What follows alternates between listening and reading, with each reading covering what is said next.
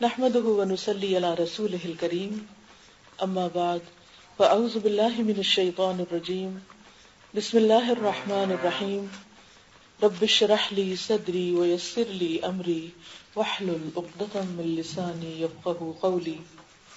اللہ تعالیٰ نے انسان کو بنایا اور وہ انسان کی تمام ضرورتوں سے بہت اچھی طرح واقف ہے۔ انسانوں میں سے کوئی انسان ہمیں اتنا نہیں سمجھتا جتنا ہمیں ہمارا رب سمجھتا ہے، کیونکہ ہم اس کی تخلیق ہیں۔ اسی طرح اس کے علاوہ کوئی اور ایسا نہیں ہو سکتا جو ہمارا ایسا خیر خواہ ہو جیسا خیر خواہ وہ ہے۔ کوئی ہم سے اتنی محبت نہیں کر سکتا جتنی محبت وہ ہم سے کرتا ہے۔ کوئی ہمارے لیے اتنا مہربان نہیں ہو سکتا جتنا وہ ہمارے لیے مہربان ہے، کیونکہ اس نے ہمیں بنایا ہے، ہم اس کی تخلیق ہیں، ہم اس سے بلانگ کرتے ہیں۔ اس نے جہاں ہماری جسمانی ضروریات کے لیے بہت کچھ پیدا کیا، زمین و آسمان تک کی بہت سی چیزیں ہماری خدمت میں لگی ہوئی ہیں، وہاں اس نے ہماری رہنمائی کے لیے، ہماری عقل کی رہنمائی کے لیے، ہماری ہدایت کے لیے رسول بھیجے، کتابیں بھیجی۔ کوئی بھی انسان اس وقت تک سیدھے رستے پر ہو نہیں سکتا جب تک وہ زندگی گزارنے کے لیے رہنمائی اللہ کی بھیجی ہوئی کتاب اور اس کے بھیجے ہوئے رسولوں سے نہیں لیتا۔ عقل دھوکہ کھا سکتی، پیغمبر دھوکہ نہیں کھاتے، وہ اللہ کی حفاظت میں ہوتے ہیں۔ کتاب کو قیامت تک کے لیے محفوظ کر دیا گیا ہے، یعنی قرآن مجید، لہذا اس میں کوئی باطل داخل ہو ہی نہیں سکتا۔ لا یأتیہ الباطل من بین یدیہ ولا من خلفہ، نہ آگے سے آ سکتا ہے نہ پیچھے سے آ سکتا ہے۔ لا تبدیل لکلمات اللہ، اللہ کے کلمات تبدیل نہیں ہو سکتے۔ حق محفوظ کر دیا گیا ہے اور حق موجود ہے ہم سب کے لیے کہ ہم اس سے استفادہ کریں۔ لیکن عام طور پر ہوتا کیا ہے، یہ ساری باتیں جاننے، بوجھنے، سمجھنے کے باوجود ہم پھسلتے رہتے ہیں۔ ہم اپنی خواہشات سے مجبور ہو کر، اپنے نفس سے مجبور ہو کر ایسے کام کرنے میں لگے رہتے ہیں جو اللہ تعالیٰ کو ناراض کرتے ہیں، لیکن اس کے ساتھ خود ہمارے اپنے لیے بہت نقصان دہ ہوتے ہیں۔ ہم خود ایک ایسے بوجھ تلے دبتے چلے جاتے ہیں جو ہمارے ہی لیے ہلاکت خیز ہوتا ہے۔ اس لیے بہت ضروری ہے کہ ہم اپنے اس بوجھ کو دور کریں اور ہم زندگی اس طرح بسر کریں جس طرح ہمارا رب ہم سے چاہتا ہے، تاکہ ہم دنیا کے نقصان سے بھی بچ سکیں اور آخرت کے نقصان سے بھی۔ عموماً جب اللہ تعالیٰ کی اطاعت یا عبادت کی بات ہوتی ہے تو ہم بعض اوقات یہ سمجھتے ہیں کہ شاید ہم پر کوئی بوجھ ڈال دیا گیا یا ہمیں مشکل میں ڈال دیا گیا اور شاید اس کا کچھ فائدہ کسی اور کو ہو، لیکن ہم یہ بھول جاتے ہیں کہ اللہ تعالیٰ کی عبادت میں اللہ کا کوئی فائدہ نہیں، کیونکہ اس کو تو ضرورت ہی نہیں ہے۔ زمین و آسمان کی ہر چیز اس کی عبادت میں لگی ہوئی ہے، ہم نہ بھی جھکے تو اسے کوئی فرق نہیں پڑتا۔ لیکن جب ہم نہیں جھکتے یا جس کام کے لیے ہمیں پیدا کیا گیا ہے ہم وہ نہیں کرتے تو یہ ہمارے ہی لیے نقصان دہ ہو جاتا ہے۔ وہ کیا نقصانات ہیں؟ ان کی ایک لمبی تفصیل ہے کہ انسان جب اللہ کی نافرمانی کرتا ہے، گناہ کا کام کرتا ہے، تو اس کو دنیا میں بھی کن کن مشکلات سے گزرنا پڑتا ہے، وہ کون کون سے دکھ اٹھاتا ہے، کون کون سی تکلیفیں اس پر آتی ہیں اس کے اپنے گناہوں، اس کے اپنے ہاتھوں کی کمائی کی وجہ سے، اور پھر بھی انسان نہیں سمجھتا کہ یہ اس کے ساتھ کیوں ہو رہا ہے۔ جب کوئی مشکل آتی ہے، تکلیف آتی ہے، تو ہمیں سمجھ نہیں آتی کہ تکلیف کیوں آئی ہے۔ اسی طرح یہ ہے کہ انسان جتنے جتنے گناہ کرتا جاتا ہے اس کا دل اتنا ہی سیاہ ہوتا جاتا ہے اور اس کے دل کی روشنی ختم ہونے لگتی۔ اللہ نے ہر انسان کو ہدایت پر پیدا کیا ہے، فطرت پر پیدا کیا ہے، لیکن انسان جب اللہ کی نافرمانی کے کام کرتا ہے تو اس کا دل سیاہ ہونے لگتا ہے۔ دل کی خرابیوں اور ان کی اصلاح پر بہت سی کتابیں لکھی گئی۔ ان کتابوں میں سے ایک کتاب الداء والدواء امام ابن القیم الجوزیہ کی ہے کہ بیماری اور اس کا علاج۔ یہ کتاب دل کی بیماریوں اور ان کے علاج سے متعلق ہے اور بہت زبردست کتاب ہے۔ اس کتاب کا ایک باب میں آپ کے ساتھ شیئر کروں گی اور اس کے بعد میں آپ سب کو ریکمینڈ کروں گی کہ آپ اس کتاب کا مطالعہ ضرور کریں. اگر آپ اردو پڑھ سکتے ہیں تو اردو میں ہے، عربی پڑھ سکتے ہیں تو بہت ہی اچھا ہے، کیونکہ اوریجنل کتاب جو عربی میں ہی ہے، الداء والدواء. اور اگر آپ عربی اور اردو دونوں نہیں پڑھ سکتے تو انگلش میں بھی ایک ابریڈ سا ورژن ہے، اتنا اچھا نہیں ہے وہ، اس کا حق ادا نہیں کیا کتاب کا، لیکن بہرحال کچھ نہ کچھ فائدہ ہو سکتا ہے. اور اگر آپ اردو سمجھ سکتے ہیں تو میں نے اس کو پڑھا کر اس کی آڈیو ریکارڈنگ بھی کی ہے، ساتھ ساتھ ایکسپلین بھی کیا کہ کچھ عبارتیں مشکل ہوتی ہیں تو عام طور پر لوگ پڑھنے میں پھر گھبراتے ہیں. بہرحال اس کا ایک باب میں نے آج سلیکٹ کیا ہے آپ کے ساتھ شیئر کرنے کے لیے، اور وہ ہے دل پر گناہ کے اثرات. یعنی جب ہم اللہ کی نافرمانی کرتے ہیں تو خود ہمارے دل پر کیا اثر ہوتا ہے. اور یہ آپ کو معلوم ہے کہ دل ہمارے جسم کے اندر ایک سردار کی حیثیت رکھتا ہے یا ایک کنٹرولنگ اتھارٹی ہے. جو کچھ دل میں ہوتا ہے وہ سب کچھ ہمارے اعضاء پر آتا ہے. اگر ہمارے دل کے اندر خوشی ہو تو وہ ہمارے سارے جسم میں پھیل جاتی، اور اگر دل میں غم ہو تو وہ سارے جسم میں آتا ہے، اور اگر دل میں کوئی تکلیف ہو، اضطراب ہو، قلق ہو، پریشانی ہو تو اس کا اثر بھی سارے جسم پر آتا ہے. نبی صلی اللہ علیہ وسلم نے بھی فرمایا تھا کہ الا ان فی الجسد مضغہ، خبردار جسم کے اندر ایک گوشت کا لوتھڑا ہے. اذا صلحت صلح الجسد کلہ، اگر وہ ٹھیک ہو گیا مضغہ تو ہر چیز ٹھیک ہو گئی. واذا فسدت فسد الجسد کلہ، اور اگر وہ بگڑ گیا، وہ خراب ہو گیا تو باقی سب کچھ بگڑ گیا. ہم باقی اعضاء کے ساتھ، یعنی باقی جو ہمارے لمس ہیں ان کے ساتھ اللہ کی اطاعت اور عبادت کر ہی نہیں سکتے جب تک دل سلیم نہ ہو، دل درست نہ ہو، دل ہدایت پر نہ ہو، دل کے اندر ایمان نہ ہو. یہ ہم سب پر بہت لازم اور ضروری ہے کہ ہم دلوں کی اصلاح کے لیے باقاعدہ کوشش کریں، مجاہدہ کریں اپنے ساتھ. جب ہم دین کی طرف آتے ہیں تو عام طور پر ہماری ساری توجہ کس طرف لگ جاتی ہے؟ ظاہر پہ، ریچولز پہ.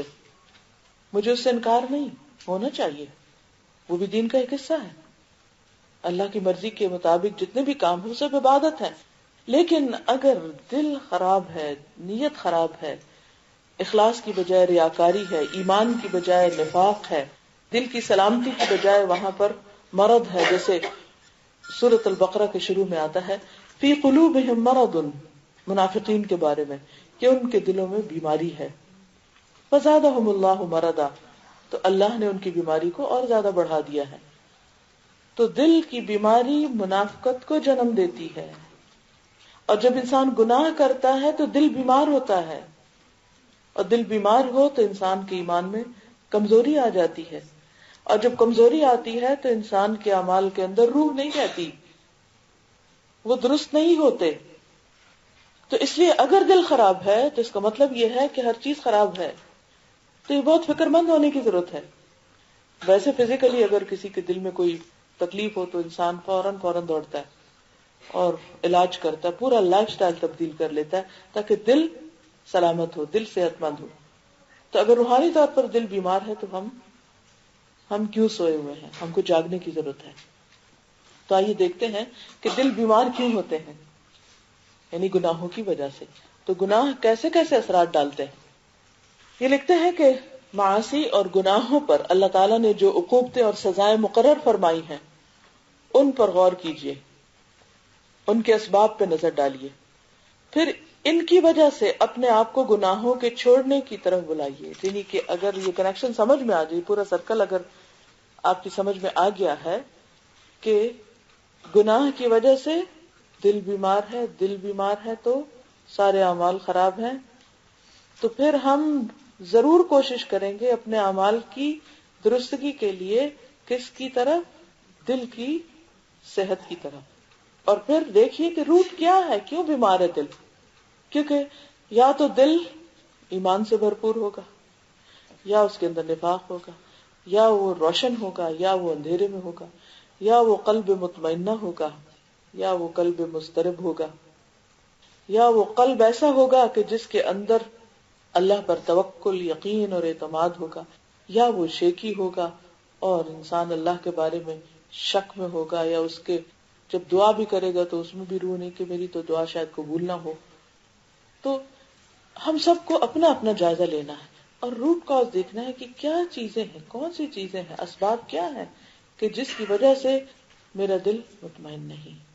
باقی چیزیں چھوڑیے، شاید ان کو دیکھنے میں دیر لگے، لیکن ہم سب ایک سوال اپنے آپ سے کر سکتے ہیں کہ کیا میرا دل اطمینان سے بھرا ہوا ہے، پرسکون ہے، یا اس کے اندر خوف ہے، یا اس کے اندر بے چینی ہے، یا اس کے اندر ایک ایمپٹینس ہے؟ وہ کہاں کھڑا ہے، کیا ہے وہاں؟ کیونکہ وہ آپ ہی جھانک کے دیکھ سکتے ہیں. آپ اپنے ساتھ خود ہی آنےسٹ ہوں گے تو وہ سب پتا چلے گا. کیونکہ اگر وہ ایمپٹی ہے، اگر کسی چیز میں دل لگتا نہیں، تو ایسی صورت میں پھر بہت ضروری ہے کہ ہم فکر مند ہو جائیں اور کچھ کرنے کی طرف چلیں. کہتے ہیں کہ کسی عاقل اور دانش مند نے، یعنی کسی بھی عقل سمجھ رکھنے والے نے، اگر ان میں سے صرف چند چیزوں کو بھی سمجھ لیا تو یہ اس کے لیے بہت کافی ہو جائیں گی. نمبر 1، دل پر گناہوں کا اثر یہ ہوتا ہے کہ انسان کے دل اور کانوں پر محرومی کی مہر لگ جاتی ہے. احساس محرومی ہوتا ہے، ایک ڈپریویشن کا احساس ہوتا ہے. آنکھوں پر پردے پڑ جاتے ہیں، دل پہ تالا لگ جاتا ہے، دل پردے میں دب جاتے ہیں، زنگ آلود ہو جاتے ہیں، دل اور آنکھیں الٹ جاتی. گناہ انسان اور اس کے دل کے درمیان حائل ہو جاتے ہیں اور اس کو اللہ کے ذکر سے غافل کر دیتے ہیں. اس میں پھر اس کا دل نہیں لگتا، وہ اس کو خود اس کی اپنی جان سے غافل کر دیتے ہیں. گناہ سینوں کو تنگ کر دیتے ہیں، دل کو بھیجتے ہیں، حق سے بھٹکا دیتے ہیں، غلط راہ پر لگا دیتے ہیں اور دل الٹ کر رہ جاتے ہیں. پھر خیر اور حق کی بات اس کے اندر نہیں جاتی، اس سے وہ دور بھاگتے ہیں. یہ جو میں نے آپ کو کرائیٹیریا دیا نا کہ اپنے اندر خود پوچھ کر دیکھیے کہ دل کی کیفیت کیا ہے، یہ اس لیے دیا کہ قرآن مجید میں اللہ تعالیٰ فرماتے ہیں الا ان اولیاء اللہ لا خوف علیہم ولا هم يحزنون. اللہ کے دوستوں کی پہچان کیا؟ کہ ان کے دلوں میں خوف اور غم نہیں ہوتا. یہ قدرتی بات ہے کہ وقتی طور پر آپ کسی ایسی خبر کو سنیں کہ جس سے ڈرنے کی ضرورت ہے، زلزلہ آنے لگے تو یہ کیسے ہو سکتا ہے کہ خوف نہ آئے؟ لیکن اس خوف کے اندر بھی ان کے اندر ایک خاص قسم کا اطمینان ہوتا ہے. دیکھیے آج زلزلہ نہیں تو کل تو قیامت کے دن آنا ہے نا. آج کوئی بلند چیخ جو ہے وہ ہمیں دہلا دیتی ہے تو کل قیامت کی چیخ تو اس سے بھی کہیں بڑی ہے. آج اگر کوئی چیز ہمیں پریشان کرتی تو کل کا دن تو اس سے بھی زیادہ پریشانی کا دن ہے. تو ہاؤ ڈو وی ریئیکٹ؟ ہمارے رسپانسز کیا ہوتے ہیں؟ جب ہم کوئی بری خبر سنتے ہیں تو کیا رسپانس ہوتا ہے؟ جب کوئی ہم دھماکہ سنتے کیا رسپانس ہوتا ہے؟ جب کوئی ہم خوف دلانے والی چیز کے بارے میں جانتے ہیں تو ہمارا رسپانس کیا ہوتا ہے؟ اس وقت اپنے دل سے پوچھیں کہ کیفیت کیا ہے. مثلا کسی کی وفات کی خبر سنی، دل کی کیفیت کیا ہے؟ کسی کے نقصان کی خبر سنی، دل کی کیفیت کیا ہے؟ اس کو ہم نے کیسے ایکسپٹ کیا؟ اس کے اوپر ہم نے کیا ریئیکٹ کیا؟ یہاں سے پتہ چلتا ہے کہ ہمارے دل کی حالت کیا ہے. اگر واقعی اس کے اندر ایمان ہوگا، تقوی ہوگا، توکل ہوگا، اخلاص ہوگا تو سارے رسپانسز بہت پازیٹیو ہوں گے. اور اگر ان چیزوں سے دل خالی ہوگا تو رسپانسز بہت نیگیٹو ہوں گے، بہت نیگیٹو. ویسے میں کبھی سوچتی ہوں کہ انسان کو حق کیا ہے اللہ کے کسی بھی فیصلے پہ ناراض ہونے کا؟ کون سی چیز ہے ہماری؟ کون سی چیز ہماری ہے؟ کیا یہ جو ہاتھ ہیں ہمارے پاس یہ بھی ہمارے ہیں؟ ہم نے بنائے، ان کو ہم ترقی دے رہے ہیں. تو بات یہ ہے کہ ہمیں اللہ تعالیٰ کے کسی بھی فیصلے پر ناراض ہونے کا حق کیا ہے؟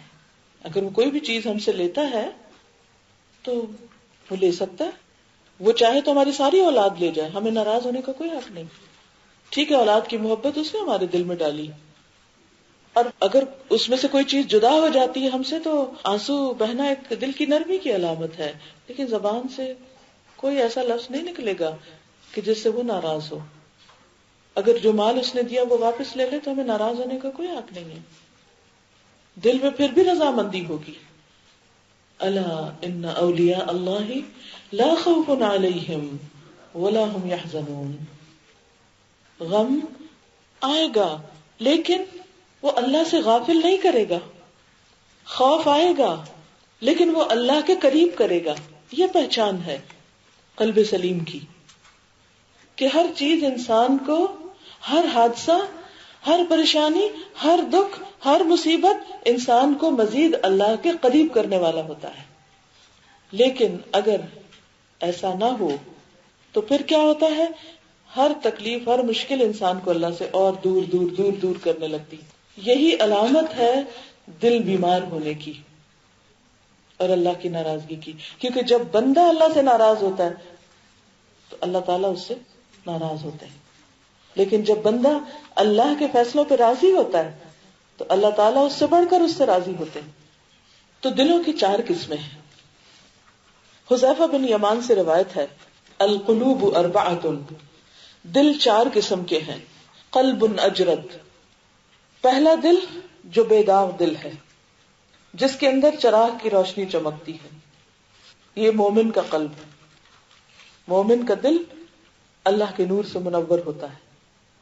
اللہ نور السماوات والارض مثل نورہ کمشکاۃ فیہا مصباح المصباح فی زجاجہ الزجاجۃ کأنہا کوکب دری یوقد من شجرۃ مبارکۃ زیتونۃ لا شرقیۃ ولا غربیہ یکاد زیتها یضیء ولو لم تمسسہ نار نور علی نور یہدی اللہ لنورہ من یشاء ویضرب اللہ الامثال للناس واللہ بکل شیء علیم.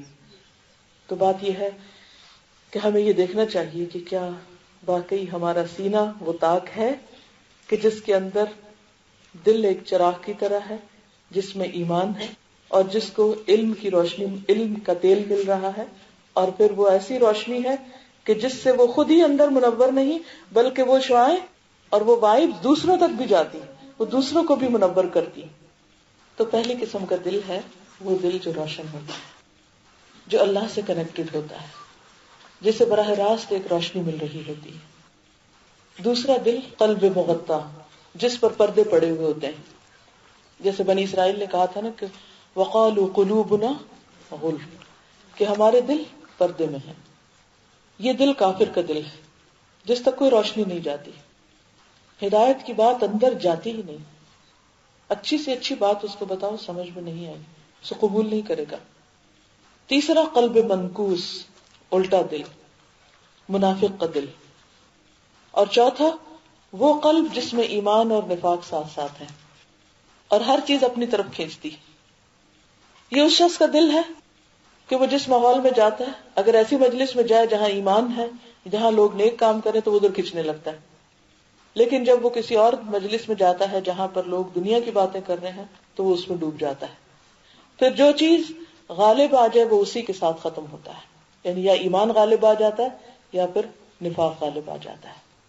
اب اس میں سب سے بہترین دل جو ہے وہ منور روشن دل ہے کہ جو کہیں پر بھی ہو، چاہے وہ بازار میں ہو، چاہے وہ لوگوں کی مجلس میں ہو، چاہے دنیا کا کوئی کام کر رہا ہو، اس کے دل کا ایک کنیکشن اللہ کے ساتھ جڑا رہے گا. وہ ہر طرح کی باتیں سنے گا لیکن اس کا دل اپنے رب کے ساتھ منسلک. ایسا ہی انسان صبر کر سکتا ہے. کوئی اسے بڑی سے بڑی بات کہتے وہ آرام سے پی جاتا ہے جیسے کچھ بات ہی نہ ہو. ایسا ہی دل بڑے بڑے صدموں پر پرسکون رہتا ہے. ایسا ہی دل بڑے بڑے نقصانات پر اللہ کی رضا سمجھ کر راضی ہو جاتا ہے، وہ اللہ سے ناراض نہیں ہوتا. اللہ سبحانہ وتعالیٰ فرماتے ہیں وَمَن يُؤْمِن بِاللَّهِ يَهْدِ قَلْبَهُ، جو اللہ پر اعتماد کرتا ہے، اللہ پر ایمان رکھتا ہے، اللہ اس کے دل کی رہنمائی کرتا ہے، اس کو راہ دکھاتا رہتا ہے. ہر صدمے، ہر غم، دکھ، تکلیف، پریشانی، کنفیوژن، ہر موقع پر اللہ تعالیٰ اس کو سیدھا راہ دکھا دیتا ہے. اس کو پتہ چل جاتا ہے کہ جانا کس طرف ہے، وہ بھٹکتا نہیں ہے. تو اس لیے ہم سب کے لیے بہت ضروری ہے کہ ہم اس دل کے لیے کوشش کریں. الحمدللہ اللہ نے ہم سب کو ایمان کی دولت سے نوازا، اس لیے دوسری قسم کے دل کا تو ڈر نہیں.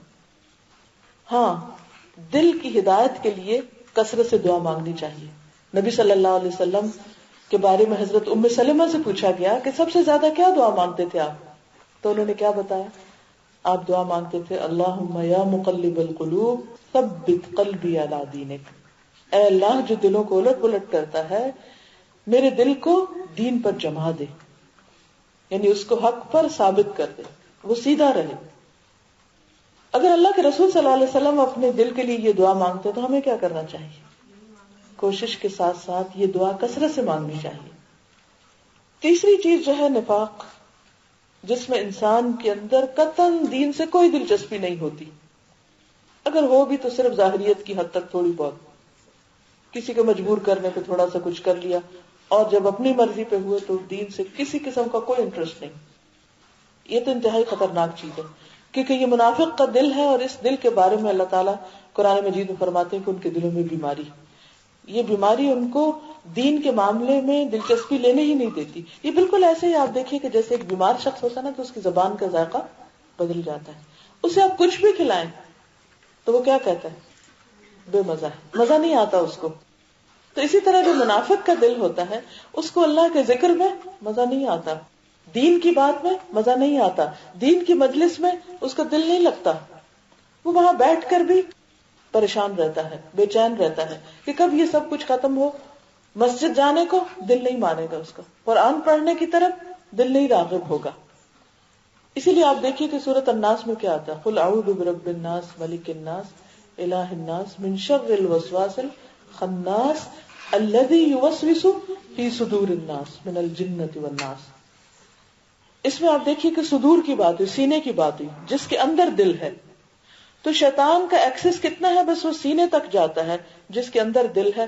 جو دل محفوظ ہوتا ہے، قلب سلیم سلامت دل ہوتا ہے، اس کے اندر شیطان کی وسوسے اثر نہیں کرتے، وہ فائٹ بیک کرتے ہیں اور جلا کے رکھ دیتے ہیں ان وسوسوں کو. لیکن جو بیمار دل ہوتا ہے اس کے اندر ریزسٹنس نہیں ہوتی، تو پھر جو بھی وسوسہ آتا ہے ہر تیر اس کے اوپر جا کے لگتا ہے. اور جو منافق دل ہوتا ہے پھر شیطان آ کر اس کے اوپر قابض ہو جاتا ہے، اس کے اوپر کنٹرول کر لیتا ہے.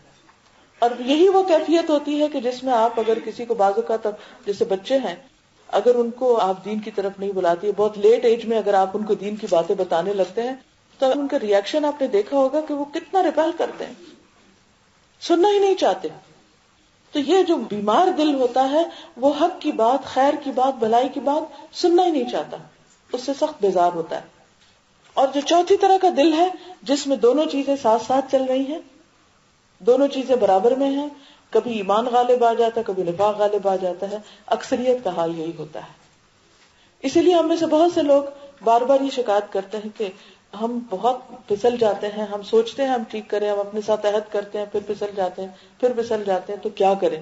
تو اس کے لیے یہ ہے کہ جب کہیں پھسلن والی زمین ہوتی ہے، اور یہ دنیا ہے ہی پھسلن والی جگہ، تو اس میں پھر انسان کیسے چلتا ہے؟ سنبھل سنبھل کے، سہارا پکڑ پکڑ کے.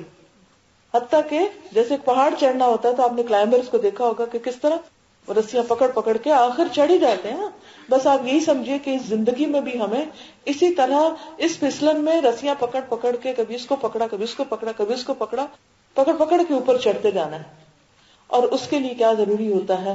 ایسے لوگوں کا ساتھ ضروری ہوتا ہے، صحبت صالح ضروری ہوتی ہے، نیک مجلسوں میں جانا ضروری ہوتا ہے. یہ وہ ساری رسیاں ہیں. قرآن مجید کے ساتھ تعلق ضروری ہوتا ہے، کیونکہ اللہ سبحانہ وتعالیٰ فرماتے ہیں وَاعْتَصِمُوا بِحَبْلِ اللَّهِ جَمِيعًا وَلَا تَفَرَّقُوا، اللہ کی رسی کو مضبوطی سے پکڑ لو مل کر. تو وہ رسی کیا ہے؟ القرآن، قرآن مجید. تو قرآن مجید کو تھام کے رکھنا وہ بیماری کا علاج ہے. وَنُنَزِّلُ مِنَ الْقُرْآنِ مَا هُوَ شِفَاءٌ وَرَحْمَةٌ وَلَا يَزِيدُ الظَّالِمِينَ إِلَّا خَسَارًا. قرآن میں اللہ نے تو شفا نازل کی، لیکن ظالموں کا خسارے کے سوا کچھ نہیں ملتا، وہ پڑھ کے فائدہ اٹھانے کی بجائے اور بھٹک جاتے ہیں. تو قرآن مجید جو ہے وہ دلوں کے لیے شفا ہے، اور ایک ایسا مضبوط سہارا ہے کہ جس کو اگر انسان پکڑ لے تو اللہ کے فضل سے وہ پھر اس منافقت کی کیفیت سے اور اس کمزوری ایمان کی کیفیت سے نکل کر بلندی پر پہنچ جاتا ہے آخر ایک دن، اور اللہ سبحانہ وتعالیٰ کے ساتھ کنیکٹ ہو جاتا ہے. پھر اسی طرح یہ ہے کہ یہ لکھتے ہیں کہ گناہوں کی وجہ سے انسان کو عبادت خداوندی سے نفرت ہو جاتی ہے، نماز میں دل نہیں لگتا. وَإِنَّهَا لَكَبِيرَةٌ إِلَّا عَلَى الْخَاشِعِينَ، کہ نماز بہت بھاری لگتی ہے، بہت مصیبت لگتی ہے، مگر کس کے لیے مشکل نہیں؟ خاشعین، جن کے اندر خشوع ہے، عاجزی ہے، ہمبلنس ہے. اور وہ کہتے ہیں کہ اس طرح انسان عبادت سے دور بھاگنے لگتا ہے. بیمار دل والا انسان عبادت کا نام سنتے ہی پریشان ہو جاتا ہے. اسی لیے آپ دیکھیے کہ کئی لوگوں کو نماز کے بارے میں بار بار بھی کہا جاتا ہے تو وہ کا دل نہیں لگتا. لیکن جن کے اندر ایمان ہوتا ہے وہ اذان سن کر بے چین ہونے لگتے ہیں کہ دیر ہو رہی ہے، لیٹ ہو رہے ہیں، ابھی تک نہیں پڑی. وہ وقت سے پہلے ہی انتظار میں لگ جاتے ہیں. تو دونوں میں فرق ہے. ایک اذان سن کے بھاگتا ہے اور دوسرا اذان سن کر لپکتا ہے. تیسری چیز کہتے ہیں کہ گناہ دل کو بہرا کر دیتے ہیں. حق بات سننا نہیں چاہتا، زبان کو گنگا کر دیتے ہیں، حق بات نہیں زبان سے نکلتی. اندھا بنا دیتے ہیں، حق دکھتا نہیں ہے، سچائی نظر نہیں آتی. قلب اور حق کے درمیان سماعت، بینائی اور کلام کہ ویسا ہی بودھ ہو جاتا ہے جیسے بہرے کو آواز سے، اندھے کو رنگ سے اور گنگے کو بات چیت کرنے کے بعد ہوتا ہے.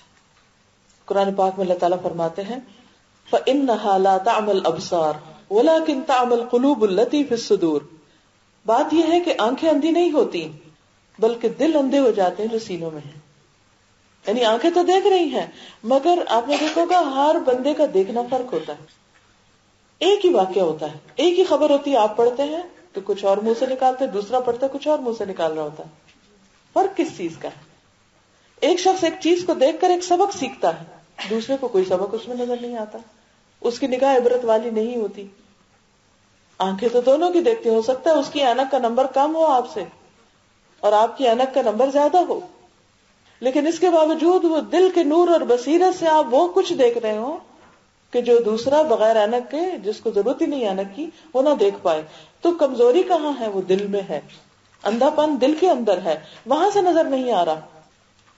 اسی لیے اللہ تعالیٰ فرماتے ہیں افلا یتدبرون القرآن ام علی قلوب اقفالها. کیا وہ قرآن میں غور و فکر نہیں کریں گے؟ کیا ان کے دلوں پہ تالے لگے ہوئے ہیں؟ دل بند ہے، ان کے اندر کچھ بھی نہیں جاتا. یعنی قرآن سنتے ہیں لیکن اندر کچھ بھی نہیں اترتا، بس صرف ایک بوجھ ہے جو اکٹھا ہوتا چلا جا رہا ہے. اور اس کی علامت کیا ہوتی ہے کہ اندر نہیں اتر رہا؟ کیونکہ عمل میں کوئی تبدیلی نہیں آتی، اخلاق نہیں بدلتے، طریقے نہیں بدلتے زندگی کے. تو اس لیے ہر قرآن پڑھنے والا مختلف ہوتا ہے. ایک قرآن پڑھتا ہے اور اس کی چند آیتیں بھی اس کے لیے بہت کافی ہو جاتی. صحابہ کرام ایسے ہی لوگوں میں سے تھے نا، ان کے دل روشن تھے، ان کے اندر ایمان تھا، سچائی تھی، لہذا وہ تھوڑا بھی پڑھتے تھے اس پر عمل کرتے تھے. ہم پورا قرآن مجید ختم کر جاتے ہیں اور ہمارے اندر کوئی تبدیلی نہیں آتی. آخر کیوں؟ یہی بنیادی وجہ ہے. پھر اسی طرح کہتے ہیں کہ گناہ دل کو اس طرح دھسا دیتے ہیں جس طرح مکان اور مکان کا سارا سامان زمین میں دھس جائے. وہ دنیا کی محبت میں ڈوبے ہوئے ہوتے ہیں، اندر تک گھسے ہوئے ہوتے ہیں اور انسان کو احساس ہی نہیں ہوتا. کہتے ہیں قلب کے دھسنے کی علامت یہ ہے کہ انسان شب و روز بد اخلاقیوں کے پیچھے، گھٹیا کاموں کے پیچھے مارا پھرتا ہے، حقیر دنیا کے پیچھے مارا پھرتا ہے، اسی کے پیچھے تھکتا رہتا ہے. اب آپ دیکھیں کہ دو طرح کے لوگ ہوتے ہیں. ایک وہ جن کو نیکی کا کوئی چھوٹا سا بھی موقع ملے تو اس کی طرف بھاگتے ہیں. دوسرے وہ کہ جن کو اگر کوئی نیکی کا بڑے سے بڑا کام بھی اگر یا فائدہ پتا چلے تو وہ ان کو بلایا جائے اس طرف تو وہ کہتے ہیں ہمارے پاس وقت نہیں ہے، وی ڈونٹ ہیو ٹائم، مجھ سے تو ہوگا نہیں، میں یہ نہیں کر سکتا. کیونکہ وہ اندر دھسے ہوئے ہیں نا دنیا میں، وہ اتنے ڈوبے ہوئے ہیں، اتنے مشغول ہیں، دنیا نے اتنے پاؤں پکڑے ہوئے ہیں کہ واقعی وقت نہیں نکلتا، واقعی وہ اس سے نکل کے باہر نہیں آتے کہ کچھ کر سکے. اب دیکھیں نا کہ اگر آپ جیسے کھڑے ہیں، کوئی آپ کو دیکھتا ہے، کوئی آپ کو بلاتا ہے کہ ادھر آئیے یہ کام کیجیے تو آپ فوراً چل پڑتے. لیکن اگر آپ بستر میں گھسے ہوئے ہیں تو وہاں سے کوئی بلائے آپ کو تو اٹھنے میں دیر لگے گی نا. یہی فرق ہے. کچھ لوگ دنیا میں بس اس طرح رہتے ہیں کہ کام چلاتے ہیں، وہ دنیا کے کام کر رہے ہیں لیکن جو ہی نیکی کا موقع آتا ہے ادھر دوڑ پڑتے ہیں. اور کچھ لوگ دنیا کے اندر اتنے محو ہو چکے ہیں، اتنے انٹرسٹڈ ہیں کہ وہاں سے اپنے آپ کو پل آؤٹ کرنا اور پھر نیکی کی طرف جانا ان کے لیے بہت ہی مشکل کام ہو جاتا ہے. یہ صرف کسی اور کی بات نہیں ہو رہی ہے، ہم سب اپنے اوپر لا کے دیکھ سکتے ہیں. اور اس میں سب سے پہلی چیز جس کا سوال ہم سے قیامت کے دنوں میں وہ نماز ہے کہ ہم نماز کو کس وقت اور کس طرح ادا کرتے ہیں. بعض اوقات ایسا ہوتا ہے نا کہ ہم کچھ سی رہے ہیں، کچھ پکا رہے ہیں، کچھ بنا رہے ہیں، کچھ کلیننگ کر رہے ہیں، کچھ کر رہے ہیں، اچھا پڑھ لیتے ہیں، ابھی کرتے ہیں. کیوں دیر کرتے ہیں؟ کبھی سوچے نماز لیٹ کیوں ہوتی ہے؟ فجر سے لے کے عشاء تک کی نمازیں لیٹ کیوں پڑھتے ہیں ہم؟ کیونکہ ہم جس چیز میں لگے ہوتے ہیں اس میں اتنے گھسے ہوئے ہوتے ہیں کہ ہم کہتے ہیں اچھا نکلتے اس دھنسنے سے باہر آتے اتنا ٹائم ہو جاتا ہے کہ پھر وہ منافق والی نماز رہ جاتی ہے منافق کے بارے میں آتا ہے نا کہ وہ عصر کی نماز اتنی لیٹ پڑھتا ہے کہ دھوپ پیلی پڑ جاتی ہے اور پھر اللہ کو کچھ بھی یاد نہیں کرتا، اس میں چند ٹھونگے مار کے ختم، حالانکہ اس سے پہلے بھی کر سکتا تھا. تو یہ کیفیت کس وجہ سے؟ کیونکہ وہ دل دنیا کی محبت میں اتنے ڈوب گئے ہیں، اتنے دھس گئے ہیں، دنیا میں اتنی دلچسپی اور انٹرسٹ بڑھ گیا ہے کہ ان کاموں میں تو خوب مہارت ہو گئی ہے، لیکن قرآن ایک آیت بھی ٹھیک پڑھنی نہیں آتی. اور اگر کوئی موقع بھی ہو، گھر کے سامنے بھی کوئی پڑھانے والا ہو، تو وقت نہیں ہے کہ اب ٹھیک کریں، اور اب تو میرا تو کچھ ہو ہی نہیں سکتا. باقی کوئی بھی کام سیکھنے کے لیے ہم کبھی بوڑھے نہیں ہوتے. جب دین کی کوئی بات آتی ہے تو ہم اپنے آپ کہتے ہیں کہ اب تو عمر گزر گئی. پھر اسی طرح یہ ہے کہ جس دل کو اللہ بلندی دیتا ہے اور اپنا مقرب بنا لیتا ہے، ایسا دل ہر وقت اچھے اعمال، بلند اخلاق اور اچھے کاموں کے گرد گھومتا رہتا ہے. یعنی وہ چاہے دنیا کے کام کر رہا تھا، مگر اس کے دل میں جو خیالات آ رہے ہوتے ہیں وہ اچھے اچھے کاموں کے کرنے کے آ رہے ہوتے ہیں کہ مجھے اس کے بعد یہ کرنا ہے، پھر یہ کروں گا، پھر یعنی اس کے سامنے ایک ہوپ ہوتی ہے اور ایک منصوبے ہوتے ہیں اچھائی کی طرف جانے کے. بعض اسلاف کا قول ہے یہ قلوب ہمیشہ گھومتے پھرتے ہیں، لیکن بعض عرش کے ارد گرد گھومتے ہیں اور بعض غلاظتوں کے ارد گرد. دنیا کو غلاظت کیوں کہا گیا؟ وہ ایک حدیث یاد ہوگی آپ کو جس میں آپ صلی اللہ علیہ وسلم ایک مردار کے پاس سے گزر رہے تھے، تو آپ نے فرمایا کہ یہ بکری کے مرے ہوئے بچے کو کون 2 درہم میں خریدنا پسند کرے گا؟ تو لوگوں نے کہا ہم تو مفت میں نہیں لیں گے. تو فرمایا کہ دنیا اللہ کے نزدیک اس سے بھی زیادہ خراب چیز ہے، حقیر چیز ہے، لیکن ہم اس کے تو خریدار بنے ہوئے ہیں، مگر دین کے کام، نیکی کے کام، اس کے لیے ہمارے لیے مشکل ہوتی. تو کچھ لوگوں کے دل عرش کے گرد گھومتے ہیں، یعنی اللہ کی محبت میں ڈوبے اور اس کی طرف گھومتے رہتے ہیں. ہر چیز میں وہ یہ سوچتے ہیں اچھا اس کام سے ہمارا رب کتنا راضی ہوگا، اس کام سے ہمیں کیا ملے گا، اس سے کیا. اچھا کچھ لوگ الٹا سوچتے ہیں اچھا اس کام سے ہمیں دنیا میں فلاں چیز کا کتنا فائدہ ہوگا، فلاں کو ملوں گا تو مجھے کیا ملے گا، فلاں کے لیے میں کچھ کروں گا تو مجھے اس سے کیا فائدہ ہوگا. وہ سارا وقت صرف حقیر چیزوں کے فائدوں کو سوچتے رہتے ہیں. وہ چھوٹے سے چھوٹے کام بھی یہ سوچ کے کریں گے کہ اس کا مجھے کوئی دنیا کا فائدہ ملے. کسی بیمار کی عادت ہو، کسی تکلیف دہ کی تکلیف دور کرنا ہو، کسی مشکل میں، وہ ہر وقت یہ سوچے گا اچھا مجھے کیا ملے گا.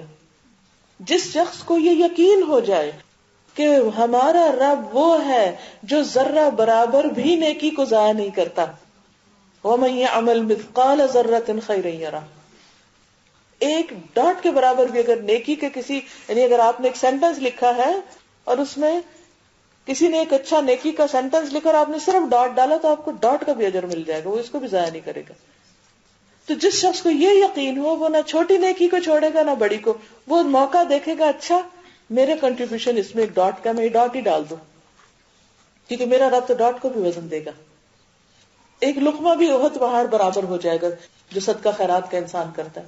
اچھا ہم سوچتے رہتے ہیں اچھا کوئی موقع آئے گا نا پھر بڑا سا کوئی زیادہ بڑا صدقہ کریں گے، اور اگر نیکی کے چھوٹے چھوٹے موقع آتے ہیں، مثلا دینار 2 دینار کی بات ہے، تو ہم کہتے ہیں اس سے کیا بن جائے گا. آج میں صبح میل سے اپنی چیک کر رہی تھی تو ایک میل تھی، شاید چائنا کا کوئی علاقہ تھا یا کچھ، تو وہ ایک شخص تھا جو 93 ایئرس کی عمر میں شاید فوت ہوا، اور اس نے 90 ایئرس تک سائیکل چلایا. جو کچھ وہ کماتا تھا وہ اس کو جمع کر کے ایک اسکول تھا جس کے 300 بچوں کی فیس دیتا تھا، اور خود معمولی سا کھانا کھاتا تھا، اور باقی ساری منی سیو کر کے وہ ان کو پڑھانے پہ اس نے لگا دی، اور اس طرح ایک طرح سے پورا گاؤں روشن کر دیا. ہم لوگ بھی بہت سے ایسے دنیا میں علاقے ہیں جہاں جہالت ہے، اسکول نہیں، ٹیچر نہیں، بچوں کے پاس کتابیں نہیں، فیس نہیں. ہم بہت کچھ ان کے لیے کر سکتے ہیں، لیکن ہم سوچتے ہیں اچھا ہمارے سے کیا ہوگا. جب میں کینیڈا میں تھی، میں ہمیشہ وہاں $10 کا شاید دودھ کا ڈبہ آتا تھا، تو میں کہتی تھی کہ کسی ایک دن دودھ مس کر لو، یا جوس کا، دودھ تو خیر بیسک چلو نیڈ صحیح، جوس تو ہم پانی بھی پی سکتے ہیں نا، لگژری کے لیے پیتے ہیں. ایک دن کا جوس مس کر لو، اور اس ایک دن کے پیسے کو آپ کسی چیریٹی میں لگا دو. کوئی بھی کہیں بھی کوئی بھی اچھا کام کر رہا ہے، یہ سمجھو کہ ایک دن جوس نہیں پیا، اور ایک دن جوس نہیں پیئیں گے نہیں مریں گے، کچھ بھی نہیں ہوگا. آپ دیکھیں کہ کتنا زیادہ کوک پیپسی، اس کی کیا نیوٹریشنل ویلیو ہے کوئی؟ کچھ بھی نہیں، بس مزے کے لیے پیتے ہیں نا. اگر ہم ایک دن کی کوک مس کر دیں، ایک دن کا جوس مس کر دیں، ایک دن کا پیپسی نہیں لیں، کیا ہو جائے گا؟ کچھ بھی نہیں. کسی دن بھی آپ گروسری کرنے کے لیے جائیں تو جب آپ چیزیں اٹھا رہے ہو تو صرف ایک چیز، اس کی قیمت دیکھ لیں شیلف سے، اٹھائے نہیں، اس کی قیمت کا صرف اتنا آپ صدقہ ڈال دیں. کتنی دفعہ ایسا ہوتا ہے جو ہم خرید کے لاتے سارا یوز تھوڑی کرتے ہیں, کتنا کچھ بنز میں جاتا ہے, کتنا کچھ اوور ڈیٹ ہو جاتا ہے, کتنا کچھ ضائع ہو جاتا ہے. اگر ہم صرف اتنا ہی سوچ لیں کہ ہم نے ہر ہفتے یا ہر مہینے بس اتنا صدقہ کرنا ہے. اچھا بعض اوقات کوئی ہمیں بتاتا ہے نا کہ فلاں کام, کوئی پروجیکٹ چلا رہا ہوتا ہے, کوئی ہمیں بتاتا ہے, تو بس لوگوں کو تو مانگنے کی عادت پڑ گئی ہے, آج اس کام کے لیے پیسے دے دو, آج اس کے لیے دے دو. شکر نہیں کرتے کہ کسی نے موقع دیا ہے کہ ہم کچھ کر سکیں. ہم خود کچھ نہیں کر سکتے, مثلا $1-2 سے میں کیا کر سکتی ہوں, لیکن اگر میں $1-2 کسی کو دے دیتی ہوں, وہ 1-2 دے دیتا ہے, 1-2 وہ ایک جگہ اتنا ہو جائے گا کہ کسی کا گھر بن جائے گا, کسی بھوکے کا پیٹ بھر جائے گا. تو جس شخص کو یہ یقین ہوتا ہے کہ اس کا رب ایک ذرے برابر بھی اس کی نیکی ضائع نہیں کرے گا, اس کے اندر اپنے رب پر توکل اور ایمان اور یقین ہوتا ہے, تو وہ کبھی بھی نیکی کے چھوٹے سے موقع کو بھی ضائع نہیں کرتا. پانچویں چیز یہ بتاتے ہیں کہ گناہوں کا نقصان یہ ہوتا ہے کہ دل مسخ ہو جاتے ہیں, جیسے شکلیں مسخ ہوتی ہیں, دل حیوانی شکل اختیار کر لیتے ہیں. کہتے ہیں کہ بعض لوگوں کے دل مسخ ہو کر کتے کی طرح ہو جاتے ہیں, اتنی لالچ ہوتی ہے ان کے اندر. بعض گدھے کی طرح ہو جاتے ہیں, بعض کے دل سانپ کی طرح ہوتے ہیں, ہر ایک کو ڈستے ہیں بچھو کی صورت. اور یہ انسان کی اخلاق اور طبیعتوں کی وجہ سے ہوتا ہے. اور آپ نے یہ انسانوں کے اندر ایسی خصلتوں والے لوگ بعضوں کا دیکھے بھی ہوں گے. سفیان بن عیینہ نے اس آیت کی یہی تعویل کی ہے, وَمَا مِن دَابَّةٍ فِي الْأَرْضِ وَلَا طَائِرٍ يَطِيرُ بِجَنَاحَيْهِ إِلَّا أُمَمٌ أَمْثَالُكُمْ. جتنے حیوانات زمین میں ہیں, جتنے پرندے اپنے دو پروں پہ اڑتے ہیں, یہ سب بھی تم لوگوں کی طرح امتیں ہیں. یعنی کبھی آپ نے سوچا اچھا اللہ نے کبوتر کیوں بنایا, اچھا اللہ نے یہ کیوں بنایا؟ اکثر غور کرتے ہیں نا ہم سب کہ اس کا کیا رول ہے زمین پر, یہ کیا کرے گا زمین میں, یعنی اس کے بغیر بھی ہم جی رہے ہیں. پچھلے دنوں میں دبئی میں تھی, تو وہاں جب پرندے مائگریٹ کر کے واپس جاتے ہیں نا, تو پھر جو لوگ دانا وانا ڈالتے ہیں تو وہ اترتے بھی ہیں کچھ. تو ایسے نئے نئے رنگ کے میں نے شکل کے پرندے دیکھے جو اس سے پہلے نہیں دیکھے تھے. تو میں سوچی تھی کہ ہمارے تو نظروں سے بھی غائب ہیں, تو کبھی دیکھے بھی نہیں.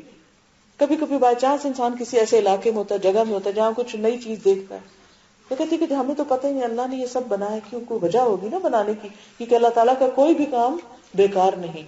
سبحان ربی الاعلی کا مطلب ہی یہی ہے, پاک ہے میرا رب جو بہت ہی بلند ہے, ہر خامی سے اور عیب سے پاک ہے. اس سے پاک ہے کہ وہ کوئی بیکار کام کرے اور بیکار چیز پیدا کرے. تو پھر اس کا کیا مقصد ہے, یہ کس لیے ہے, یہ کس لیے, یہ کس لیے, گدھا کیوں بنایا, زرافہ کیوں بنایا, فلاں چیز کیوں بنایا, یہ سب ہمارے لیے بنایا نا. قرآن پاک میں آتا خلق لکم ما فی الارض جميعا. ہم سوچیں, ہم غور کریں, ہم سبق سیکھیں, ہم عبرت پکڑیں. ان سے صرف ضروری نہیں ہوتا کہ کسی چیز کو کھا کے فائدہ اٹھائیں یا کسی چیز کی کھال پہن کے فائدہ اٹھائیں. فائدے کی چیزیں یہ بھی ہے کہ انسان مختلف جانوروں سے مختلف چیزیں سیکھے اور ان کی بری ہیبٹس یا ان کے اندر جو حیوانیت ہے اس حیوانیت کو پہچان کر اپنے اندر وہ حیوانیت نہیں آنے دے. تو یہ ساری چیزیں فائدے کی ہیں, سب چیزیں سیکھنے کی ہیں. تو کہتے ہیں کہ بعض لوگ اسی طرح کے بد اخلاق ہوتے ہیں اور ان کے اندر ایسے ہی جانوروں کی طرح, بعض لوگ گدھوں کی طرح احمق ہوتے ہیں, بعض کبوتروں کی طرح الفت اور انسیت کے خوگر ہوتے ہیں, یعنی لونگ برڈز کی طرح ہوتے ہیں. بعض لوگ اونٹ کا سا کینہ رکھتے ہیں, ان کے دل کے اندر سے کبھی بھی کینہ یا جو بغض یا حسد ہوتا ہے وہ نکلتا نہیں ہے. بعض ایسے ہوتے ہیں جن میں سراسر خیر و فلاح ہوتی ہے. بعض لومڑی کا اخلاق رکھتے ہیں, ہر وقت لومڑی کی طرح مکاریاں اور چالاکیاں کرتے رہتے ہیں, بڑے اسمارٹ بنتے ہیں. تو یہ کہتے ہیں کہ انسان غور و فکر کرے تو یہ چیزیں انسان کو دوسروں کے اندر نظر آ جائیں گی. یہ سب کچھ کیوں ہوتا ہے کہ ایسے لوگوں کے دل ان جانوروں کی طرح ہو جاتے ہیں, کیونکہ وہ اپنی خواہشات اور عادات کی وجہ سے جانوروں کی سطح پر جیتے ہیں. چھٹا نقصان یہ بتاتے ہیں گناہ کا کہ دل الٹ دیے جاتے ہیں. انسان کا دل, جیسے آپ دیکھیں نا, گلاس اگر سیدھا ہے تو خیر آئے گی نا, اس میں پانی آئے گا, اور اگر یہ الٹا ہے تو اس میں کچھ نہیں آئے گا. تو ایسے ہی کچھ لوگ گناہ کرتے ہیں تو ان کے دل پلٹ دیے جاتے ہیں. پھر اسی طرح یہ ہے کہ بعض دل جو ہے ان کے اندر اللہ اور بندے کے درمیان حجاب آ جاتا ہے. بندہ کہتا ہے میرے دعا کرنے کو دل نہیں کرتا, بس یعنی ایک جھجک آ جاتی ہے اللہ سے. اور یہ اگر دنیا میں آ گئی تو فرمایا کلا انہم عن ربہم یومئذ لمحجوبون. قیامت کے دن ایسے لوگ اللہ کے سامنے نہیں آ سکیں گے, پردہ حائل ہو جائے گا, اور اس طرح اللہ کے دیدار سے ان کی آنکھیں ٹھنڈی نہیں ہوں گی. آٹھویں چیز بتاتے ہیں کہ گناہ زندگی کو تلخ کر دیتے ہیں. گناہ زندگی کو تلخ کر دیتے ہیں، مزریبل کر دیتے ہیں، پریشان کن کر دیتے ہیں۔ اللہ تعالیٰ کا ارشاد ہے وَمَنْ أَعْرَضَ عَنْ ذِكْرِي فَإِنَّ لَهُ مَعِيشَةً ضَنْكًا وَنَحْشُرُهُ يَوْمَ الْقِيَامَةِ أَعْمَى، اور جس نے ہماری یاد سے منہ موڑا ہم اس کی زندگی تنگ کر دیتے ہیں اور قیامت کے دن بھی ہم اسے اندھا اٹھائیں گے۔ دنیا میں زندگی تنگ ہونے کا مطلب کیا ہے؟ اس کا مطلب یہ ہے کہ انسان کو ہدایت کی ٹھنڈک، نفس کو اطمینان اور دل اور روح کو خوشی نہیں حاصل ہوتی، اور کچھ بھی ہو انسان کے پاس، مال و دولت کے ڈھیر ہو، لیکن اندر خوشی نہیں ہوتی، ایک ایمپٹینس ہمیشہ رہتا ہے۔ پھر وہ کہتے ہیں کہ یہ صرف دنیا میں نہیں، قبر میں بھی ہوگی تنگی اور آخرت میں بھی۔ اس کے برعکس جو نیک کام کرے، فرمایا من عمل صالحا من ذکر او انثى وهو مؤمن فلنحيينه حياة طیبہ وَلَنَجْزِيَنَّهُمْ أَجْرَهُمْ بِأَحْسَنِ مَا كَانُوا يَعْمَلُونَ، جس نے نیک عمل کیا، مرد ہو یا عورت، وہ ایمان رکھتا ہو، تو ہم دنیا میں بھی اس کو اچھی زندگی بسر کرائیں گے اور آخرت میں بھی ان کے نیک اعمال کا بدلہ ضرور دیں گے۔ دنیا میں اچھی زندگی کا مطلب بہت بڑا گھر ہونا نہیں ہے، مطلب یہ ہے کہ گھر چھوٹا سا بھی ہو مگر اس کے دل کے اندر کی جو خوشی ہے اور اطمینان ہے اور سکون ہے اور سرور ہے وہ اس کو نصیب ہوگا۔ ایک اور آیت میں آتا ہے لِلَّذِينَ أَحْسَنُوا فِي هَذِهِ الدُّنْيَا حَسَنَةٌ، جو اچھے کام کرتے ہیں ان کو اس دنیا میں بھی بھلائی ملتی ہے، وَلَدَارُ الْآخِرَةِ خَيْرٌ، اور آخرت کا گھر بہت اچھا ہے، وَلَنِعْمَ دَارُ الْمُتَّقِينَ، متقین کا گھر کتنا ہی عمدہ ہے۔ جن کے دل میں اللہ کا ڈر ہے، وہ یہاں ہو، وہ قبر میں ہو، وہ آخرت میں ہو، وہ ہمیشہ ایک اچھی زندگی بسر کرتے ہیں، ایک اطمینان والی، سکون اور دل کی تنگی سے پاک۔ ان کے دل کھلے ہوتے ہیں، ان کے دلوں میں ایک مثبت خیال ہوتے ہیں، وہ دوسروں کے لیے بھی اچھا سوچتے ہیں، وہ دوسروں کو معاف کر سکتے ہیں، وہ مصیبتوں پہ صبر کر سکتے ہیں، وہ مشکل حالات میں اللہ پہ توکل کر سکتے ہیں۔ حالات باہر کے کتنے بھی خراب ہوں لیکن ان کے دلوں کے اندر ایک جنت بستی ہے۔ اسی کے بارے میں کسی نے کہا تھا کہ اگر بادشاہ اور بادشاہوں کے بیٹے وہ حالت معلوم کر لیں جس میں ہم ہیں تو اس کے لیے وہ ہم سے تلواریں لے کے جنگ کریں گے۔ ایک عالم نے کہا تھا جن کو قید کر دیا گیا تھا کہ اگر اس قید میں بھی ہمارے دل کے اندر جو ٹھنڈک ہے اور اطمینان اور سکون ہے، اگر ان کو پتہ چل جائے تو وہ اس خزانے کو اندر سے نکالنے کی کوشش کریں۔ ایک اور کا قول ہے قلب پر کچھ ایسے اوقات آتے ہیں کہ زبان بے ساختہ چلا اٹھتی ہے، اگر اہل جنت کو ایسی نعمت حاصل ہے تو یقیناً وہ بہترین عیش سے بہرور ہے، مگر نہ کچھ نہیں۔ کسی اور بزرگ کا قول ہے بے شک دنیا میں ایک جنت ہے اور وہ ایسی ہی جنت ہے جیسی آخرت کی۔ جو آدمی دنیا کی اس جنت میں داخل نہیں ہوا وہ آخرت کی جنت میں بھی داخل نہ ہوگا۔ اس لیے یہ دل کی ٹھنڈک والی جنت دنیا میں حاصل کرنے کی ضرورت ہے۔ نیکوکار لوگ مزے کی بہشت میں ہوں گے اور بدکار لوگ دوزخ میں۔ تو یہ امام ابن القیم لکھتے ہیں کہ یہ جنت اور یہ دوزخ دنیا میں بھی ہے اور وہ دل کے اندر ہے، کیونکہ جب دل سلامت ہوگا تو دل کے اندر نعیم ہوگا، اور اگر دل گناہوں کے بوجھ سے لدا ہوا ہے تو دل کے اندر ایک جہنم ہوگا، جلن، کڑن، گھٹن، پریشانی، دکھ، مصیبت، ہر ایک کے بارے میں بدگمانی اور کہیں کسی پل چین نہیں۔ لہذا بے حد ضروری ہے کہ ہم سب دلوں کی اصلاح کا پروگرام بنائیں، اور اس کے لیے قرآن مجید سے مضبوط تعلق، ذکر الہی اور ذکر الہی کے حلقے، ایسی مجلسوں میں کثرت سے شرکت جہاں انسان کچھ سیکھ سکے۔ اللہ تعالی ہمیں عمل کی توفیق عطا فرمائے۔ وآخر دعوانا ان الحمد للہ رب العالمین۔ دعا کر لیتے ہیں۔ سبحان اللہ والحمد للہ ولا الہ الا اللہ واللہ اکبر ولا حول ولا قوة الا باللہ العلی العظیم۔ اللہم صل علی محمد وعلی آل محمد کما صلیت علی ابراہیم وعلی آل ابراہیم انک حمید مجید۔ اللہم بارک علی محمد وعلی آل محمد کما بارکت علی ابراہیم وعلی آل ابراہیم انک حمید مجید۔ ربنا آتنا فی الدنیا حسنة وفی الآخرة حسنة وقنا عذاب النار۔ ربنا لا تزغ قلوبنا بعد إذ هديتنا وهب لنا من لدنك رحمة إنك أنت الوهاب۔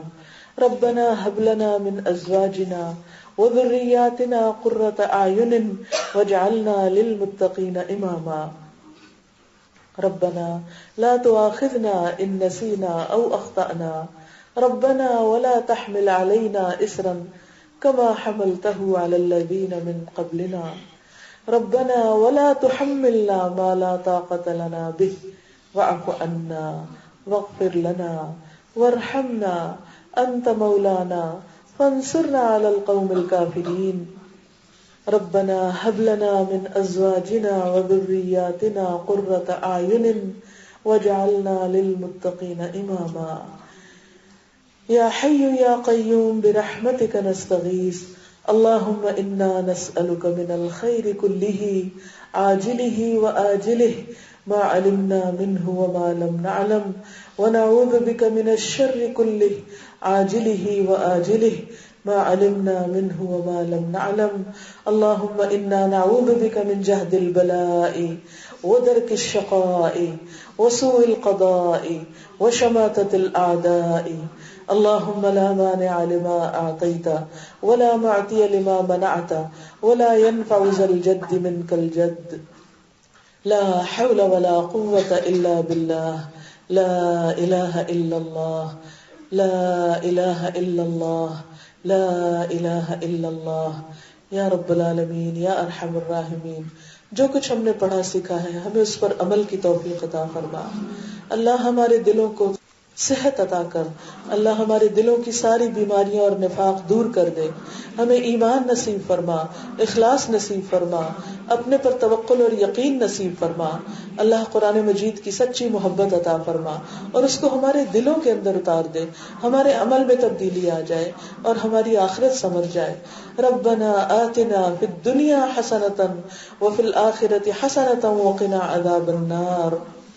یا اللہ ہمارے بچوں کو ہدایت عطا فرما، اللہ انہیں نیک بنا، انہیں سیدھے رستے پر لگا، انہیں زندگی کا مقصد اور شعور عطا فرما، ان کی نادانیوں کو درست کر دے. یا رب العالمین ہم سب بیماروں کو صحت عطا فرما. یا رب العالمین جو بھی مشکلات ہماری اٹکی ہوئی ہیں ان کو آسان کر دے، جو رزق کی طرف سے پریشان ہیں ان کی پریشانیاں دور فرما، ہم سب کو حرام سے بچا، رزق حلال نصیب فرما. یا رب العالمین ہمارے گھروں میں اطمینان اور سکون پیدا کر دے. یا اللہ ہمارے شوہروں کو بھی اس راستے میں ہمارا مددگار بنا دے. یا اللہ ہمیں دکھی انسانیت کے لیے کچھ کرنے کی توفیق عطا فرما. یا اللہ تو ہم سب کی حفاظت فرما. اللہ زندگی بھی ایمان والی ہو، موت بھی ایمان والی ہو، اور اپنے ملاقات کا شرف نصیب فرمانا اور اپنے دیدار سے محروم نہ کرنا. یا حی یا قیوم برحمتک نستغیث. یا اللہ قبر کے عذاب سے بچانا، دوزخ کے عذاب سے بچانا. اللہ نیک اور صالح لوگوں کی دنیا اور آخرت میں مجلس نصیب فرمانا. یا حی یا قیوم برحمتک نستغیث. اللہم انفعنا بما علمتنا وعلمنا ما ينفعنا وزدنا علما. اللہ ہماری خطاؤں کو ڈھانک دے، ہماری مشکلوں کو آسان کر دے. اللہ تو اس گھر پر اپنی خیر و برکت نازل فرما. جو نیکی کے کام یہ کر رہے ہیں ان میں برکت پیدا کر دے. جتنی بہنیں آئی ہیں ان کا آنا اور بیٹھنا قبول فرما. یا اللہ سب کو اس مجلس کی خیر و برکت نصیب فرما. ربنا تقبل منا انك انت السميع العليم وتب علينا انك انت التواب الرحيم. وصلى الله تعالى على خير خلقه محمد وعلى آله واصحابه واهل بيته اجمعين برحمتك يا ارحم الراحمين. الہی آمین. سبحانك اللهم وبحمدك نشهد ان لا اله الا انت نستغفرك ونتوب اليك. السلام علیکم ورحمۃ اللہ وبرکاتہ.